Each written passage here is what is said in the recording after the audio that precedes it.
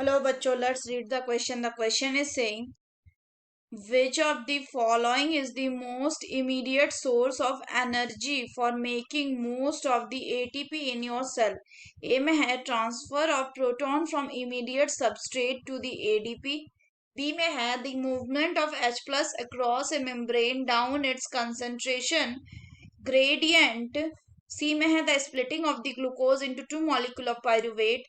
D में है electron moving through the electron transport chain. तो आइए देखते हैं हम इसका की कंसेप्ट। तो अगर हम बात करें इसके की कंसेप्ट की, तो इसका की कंसेप्ट क्या हो जाएगा? इसका की कंसेप्ट हो जाएगा oxidative phosphorylation. Oxidative phosphorylation.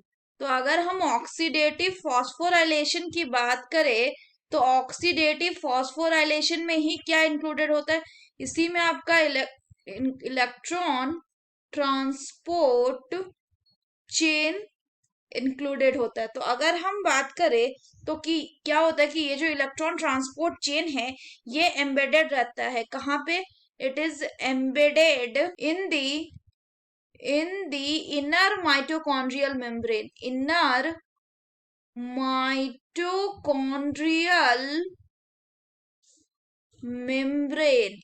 mitochondrial membrane में ये एम्बेडेड रहता है।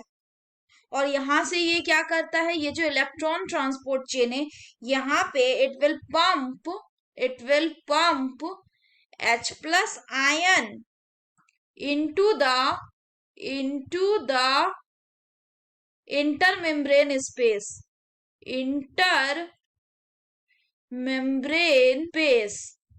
अगर हम फर्दर बात करें कि इस प्रोसेस को क्या बोलते हैं, इस प्रोसेस को हम कीमो ऑस्मोसिस बोलते हैं। कीमी ऑस्मोसिस। और इससे क्या होता है? ये होता है अलोंग द कंसंट्रेशन ग्रेडियंट। सो ये क्या करता है? सो दिस कीमी ऑस्मोसिस जो है इट विल रिजल्ट, ये क्या करेगा? रिजल्टिंग कंसंट्रेशन ग्रेडियंट को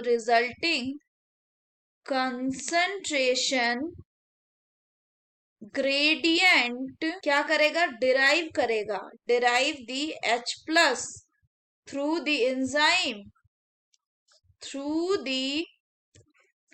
एंजाइम जिसको क्या कहा जाता है? which is called as ATP synthase। यहाँ पे ये ध्यान रखना है कि मोस्ट ऑफ दी एटीपी जो है,